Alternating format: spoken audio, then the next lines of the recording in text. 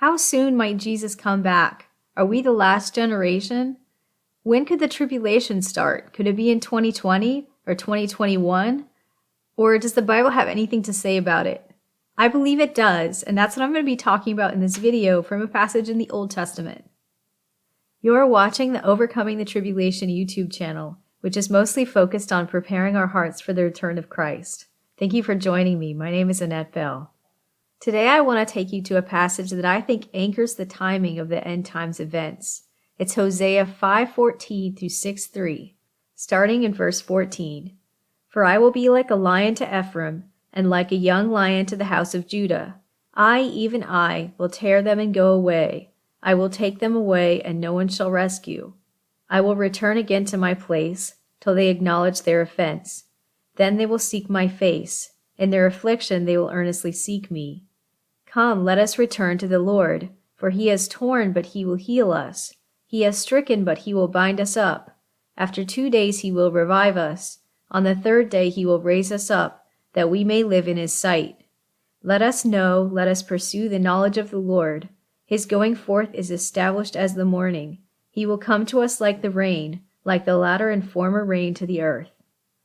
In the beginning of this passage, in verse 14, the Lord talks about Ephraim and Judah. This is a way of saying the northern kingdom and the southern kingdom, or the whole house of Israel. So this passage is about Israel and God's relationship to Israel. I, even I, will tear them and go away. I will take them away, and no one shall rescue. I will return again to my place, till they acknowledge their offense. This is about Israel rejecting Jesus or Yeshua as their Messiah. And so he went back to heaven. He went to the right hand of the Father, where he waits until he hears from Israel, "Blessed is he who comes in the name of the Lord." So he has to wait for their faith before he's going to come back. That's what it says in verse 15. The end of verse 15 says, "Then they will seek my face. In their affliction they will earnestly seek me."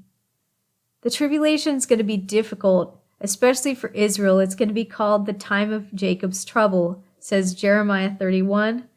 We aren't looking forward to it, but God is going to use this severe trial to bring faith to a greater remnant of Israel than has ever believed before. And so that is exciting. And let's continue on to chapter 6. Come, let us return to the Lord, for he has torn and he will heal us. He has stricken, but he will bind us up. After 2 days he will revive us. On the 3rd day he will raise us up, that we may live in his sight.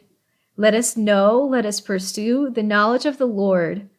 His going forth is established as the morning. He will come to us like the rain, like the latter and former rain to the earth.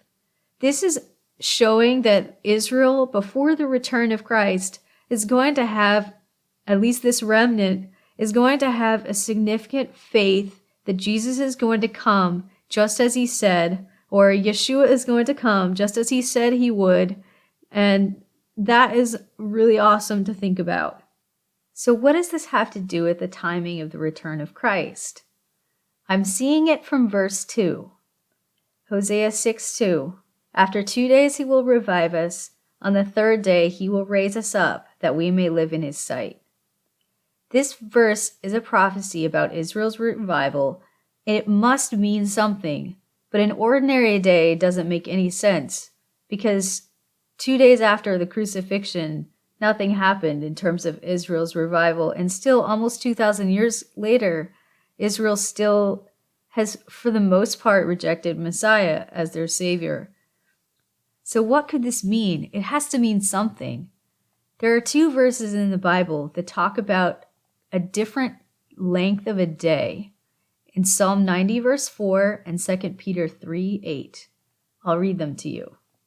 Psalm 90 verse 4. For 1,000 years in your sight are like yesterday when it is past, and like a watch in the night.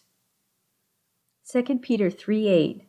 But beloved, do not forget this one thing, that with the Lord 1 day is as 1,000 years, and 1,000 years as 1 day. 2 Peter 3:8, starting at verse 3, is talking about people who mock the second coming of Christ because it's taken so long. In verse 8, he's basically saying To me, it's not that long. 1,000 years are like a day. So since Jesus left, it's only been less than 2 days in his sight. Going back to Hosea 6:2, after 2 days I will revive them. I believe that 2 days or 2,000 years must pass after the crucifixion before Israel can be revived at the end of the tribulation before the return of Christ. So when was the crucifixion? Scholars have proposed from biblical and historical records somewhere between 30 and 33 AD. I believe 33 AD is the most accurate because I feel it fits best with the 70 weeks prophecy of Daniel 9, which I'll talk about in other videos. So personally, I don't think Israel will experience this prophesied revival, this end times revival preceding the return of Christ until 2033 at the earliest. Now, that doesn't mean I'm saying that Jesus is going to come back in 2033. I think he could, if it works out that way, that the tribulation starts in that line. But I'm not saying he has to. I'm just saying I don't think it can happen earlier. If the tribulation were to start in 2026 and Jesus were to return in 2033, that's not very long for us to prepare ourselves to go through these things that he prophesied for us, so that we can be his witnesses to the nations, including the nation of Israel. So this is an exciting time to be alive. God made us for this purpose, to glorify his name, to finish the Great Commission. I really do believe we're the last generation. Can I prove it? No, but I do believe it within my heart that we are going to experience this stuff. Some people have talked about the tribulation starting in 2020 or 2021. If you heard those things and were distressed, possibly this message gave you an encouragement that you have a little more time left, maybe. Remember, we can die at any time, so we should never presume on the grace of God for another day. We have the breath that we have right now because he gave it to us, but we can't presume on any more time from him. So we should always live like we can meet him tomorrow because we could die tomorrow. On the other hand, you may have thought we have years and years, and maybe this passage has opened your eyes that maybe the time is shorter than you thought. And I hope that is the case because I want you to be prepared for it. I encourage you not to be afraid, but to be of sober mind and see the times that we're in. I want us to be able to shine like stars, as it says in Daniel 12:3. The world is getting so dark, and the only hope that really can be found is in the person of Jesus Christ. And we know that hope. So I pray that we would share it, that we would take God seriously, that we would believe his word, that we would abide in him, that we would not spurn him or take him for granted. I know it's maybe not encouraging to think about going through these things, but the reality is somebody has to do it. And God is going to use the Christians who are faithful to him to finish the Great Commission. He's going to do great works through them. And if we get to be a part of that, that's going to be amazing.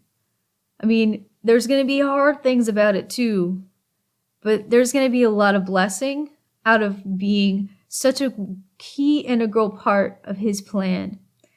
So I hope you can be excited about that. God bless you and have a great day.